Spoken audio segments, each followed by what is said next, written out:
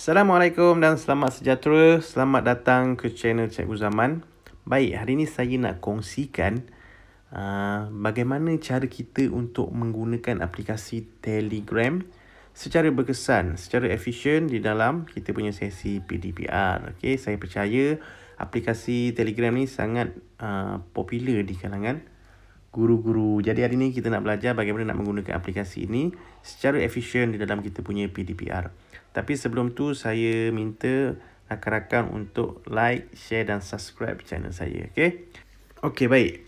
Kenapa saya menggalakkan rakan-rakan guru menggunakan Telegram untuk sesi PDPR ni? Kerana Telegram ni dia lebih mudah diakses, lebih-lebih lagi oleh pelajar. Okey.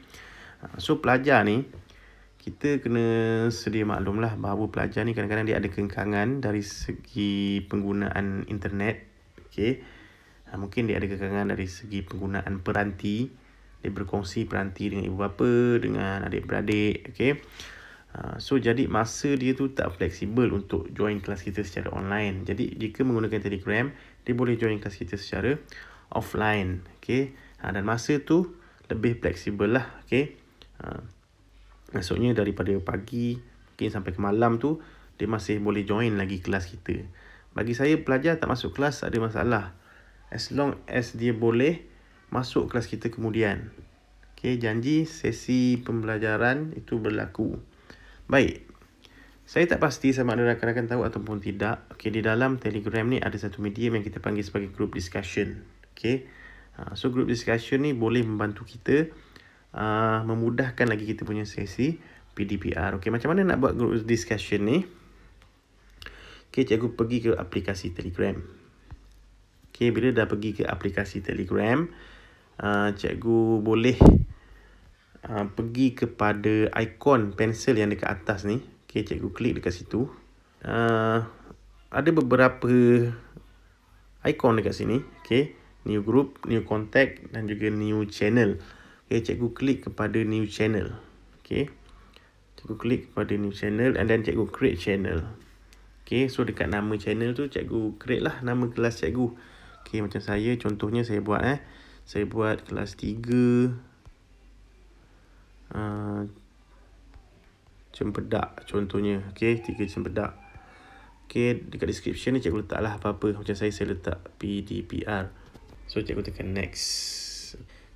Lepas cikgu dah tekan next, dekat link tu nanti ada dua perkara dekat situ. Yang pertama public dan private. Jadi cikgu klik dekat private. Sebab apa? Kalau klik dekat public ni orang lain boleh akses group ni. Okay, so klik dekat private. Kemudian cikgu tekan next. Okay, kemudian kalau cikgu nak add cikgu punya subscriber ataupun participant ni, cikgu boleh add lah. Tapi bagi saya tak nak add dulu. Saya nak create group dulu. Okay, saya terus tekan next. Okay, kemudian cikgu dah create cikgu punya channel, iaitu channel 3 Cempedak. Tapi belum selesai lagi. Okay, cikgu kena pergi klik dekat perkataan 3 Cempedak ni. Okay, cikgu kena edit. Edit, perkataan edit kat atas ni tadi kan. Okay, saya cancel semula. Okay, ada perkataan edit kat atas ni, cikgu klik dekat edit tu. Kemudian cikgu pergi dekat perkataan discussion ni dan cikgu add discussion. Lepas add discussion, cikgu create new group. Dah sampai dekat new group ni, cikgu akan ada satu group dekat sini yang dipanggil sebagai 3 Cempedak chat. Okay, group yang sama. Okay, tapi dia ada chat kat belakang ni. Cikgu tekan je dekat perkataan create dekat atas sebelah kanan ni. Okay, so dia akan create dekat situ group 3 Cempedak chat. Okay, jadi nanti bila cikgu pergi kepada cikgu punya aplikasi Telegram, okay, dekat chatting tu, okay, cikgu akan nampak ada dua group dekat situ. Satu 3 Cempedak, ni dia. Satu 3 Cempedak, satu lagi 3 Cempedak chat. Okay, so ada dua lah.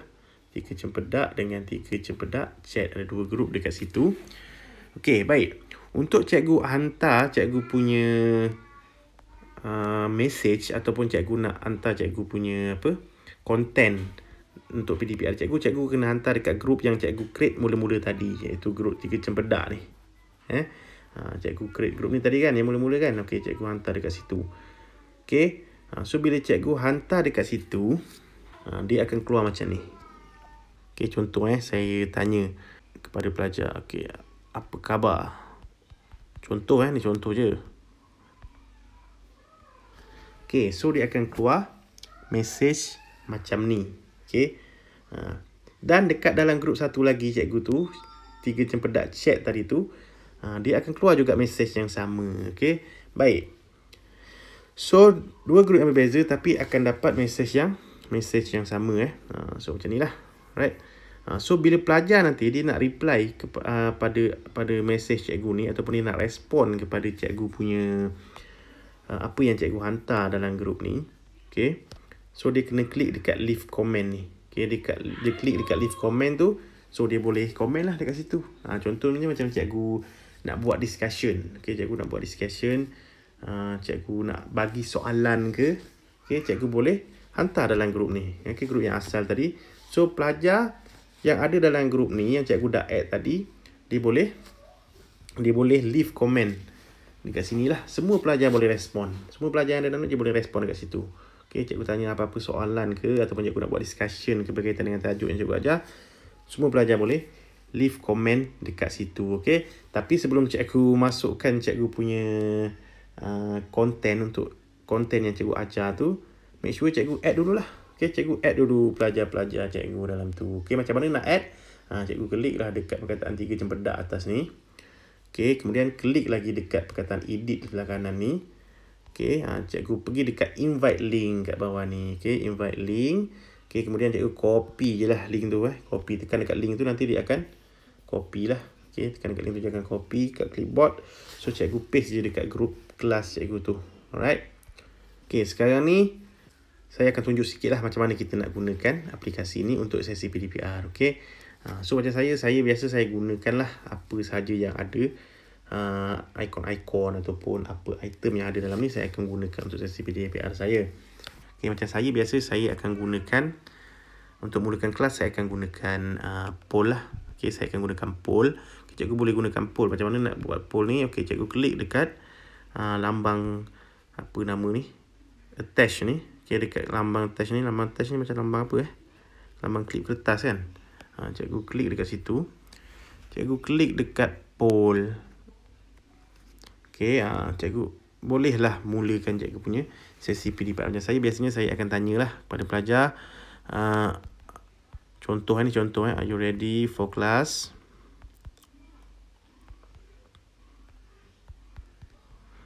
For class today. Contoh. Ni contoh so saya buat tambah pula kat bawah ni. Lebih 20 orang ready. Saya akan mulakan kelas.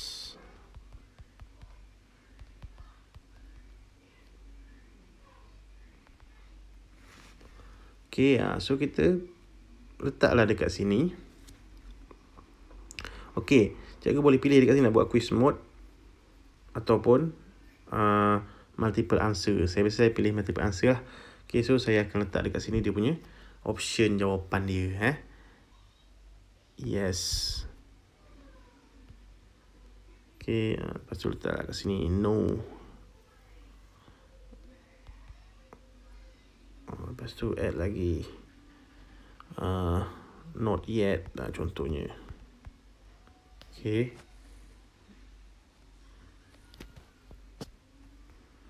Tambah lagi I am busy now. Contoh kan. Okay, then cikgu send dekat group. Okay, so pelajar boleh pilih apa jawapan yang nak pilih. Jadi dekat sini kita boleh tengok lah respon pelajar. Dia kena vote dekat sini. Macam sini saya dah bagi tahu dekat pelajar lebih 20 orang ready untuk kelas ni, baru saya akan mulakan kelas. Okay, contoh macam tu. Okay, dan poll ni juga, voting ni juga cikgu boleh gunakan untuk cikgu buat quiz. Quiz yang soalannya berbentuk multiple choice lah. Okay, cikgu klik saja dekat poll. Bagilah soalan. Okay, soalan pertama. Contohnya, keabadian prinsip keabadian tenaga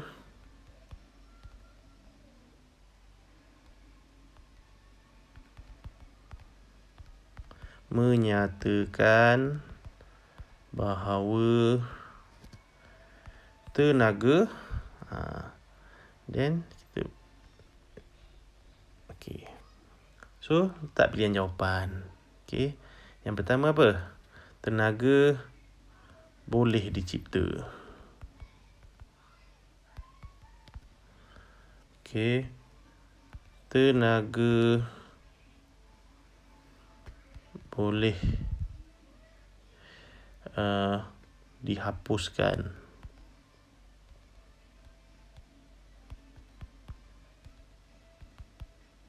Apa ni? Yang ketiga, boleh berubah bentuk. Okey, ni contohnya lah. Kemudian cikgu klik dekat multiple answer and send. Okey, ni contoh. Cikgu boleh buat macam ni. Baik. So kalau cikgu tak nak buat soalan secara multiple choice, cikgu mungkin boleh buat soalan secara direct. Contohnya apa? Apakah maksud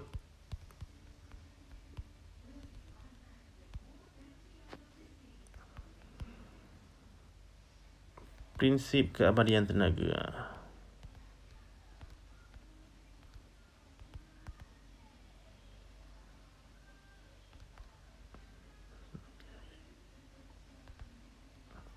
Okey. So, nanti pelajar akan respon. Sebelum pelajar respon, kita tengoklah jawapan dia. Okey. Tu contohlah. Okey, macam contoh macam satu kelas ni. Ada satu kelas ni, saya bagi soalan secara direct. Okey, macam kelas 3 Zuhal ni lah. Saya bagi soalan ni kat dia orang. Nyatakan contoh sumber tenaga yang boleh diperbaharui. Okey, so pelajar pun respon. Okey, so bila pelajar respon tu, kita boleh tengok jawapan dia secara on the spot lah. Okey, dan berapa orang yang respon tu. Okey, senang je kan. Okey, so kita kembali kepada kelas 3 Cempedak ni tadi. Mana kelas 3 Cempedak tadi? Okey, ni kelas 3 Cempedak tadi. So kita kembali kepada 3 Cempedak. Baik, kalau cikgu tak nak share soalan secara direct macam ni, cikgu juga boleh share menggunakan video, image ataupun file. Kalau cikgu nak share lah. Okey, so macam mana nak share? Cikgu pergi dekat file attachment kat bawah ni.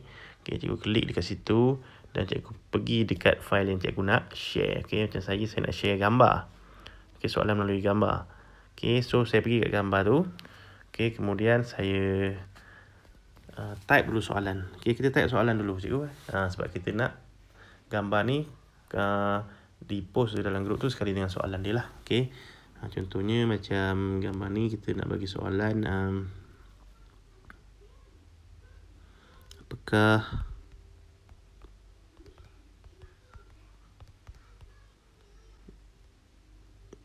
yang berlaku kepada tenaga keupayaan di X.